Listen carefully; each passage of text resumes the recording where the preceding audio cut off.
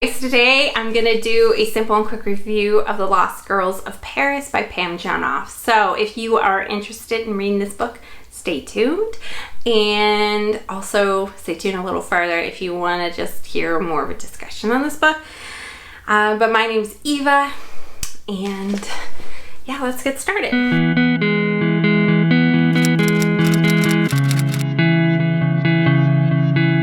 This book is beautiful, first off. Pam Janoff is one of my favorite authors, so I think I just went and picked this up full price somewhere at Walmart or Target.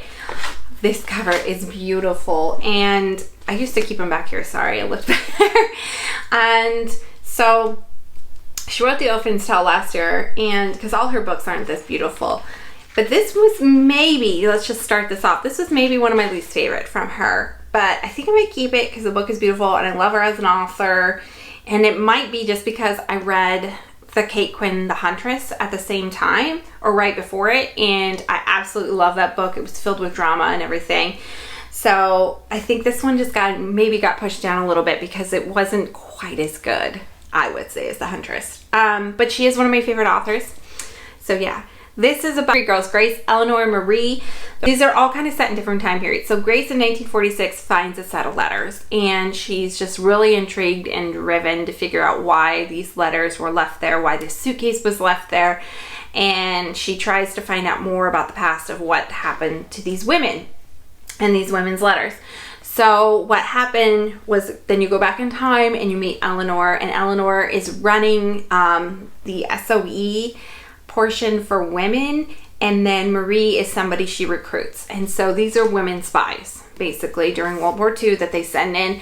Basically the women, they send them in because the women can get to the other half of the people, and they can be around men without men being suspicious. So they pick girls who are really fluent in French, they send them into France to be spies and do little jobs here and there, and also just to really overhear conversations.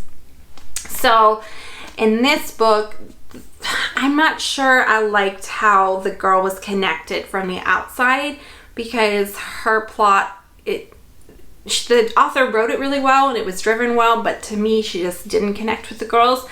And then also the main girl, the main girl Eleanor, who ran the SOE, she didn't give a lot of character, which is kind of rare for this author. She's very good at characterization.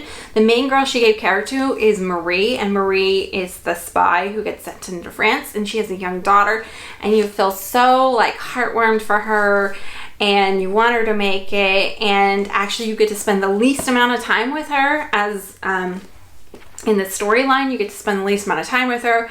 For half the book you don't know what happened to her, and I don't know, that part was just a little bit frustrating, I think. And it wasn't quite as adventurous. Like their time over in France, Marie's time, Marie was like sent there one of the last ones before these girls all disappeared and you don't know what happened to them. And so her time over in France was very short, and I feel like the author could have picked somebody else that had been there earlier in the SOE program or something like that.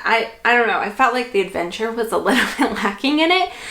I mean, you are intrigued. It is a really easy read. I would say compared to most other World War II novels, I have to stop and put them down always. And with her, any of her historical novels, I read through them like a romance book, like something like this where you just read it without thinking. I read a lot of hers like that. They're never bogged down with like history, even though you were learning a lot of history in your books. They never get bogged down with it. And that's something really, really great.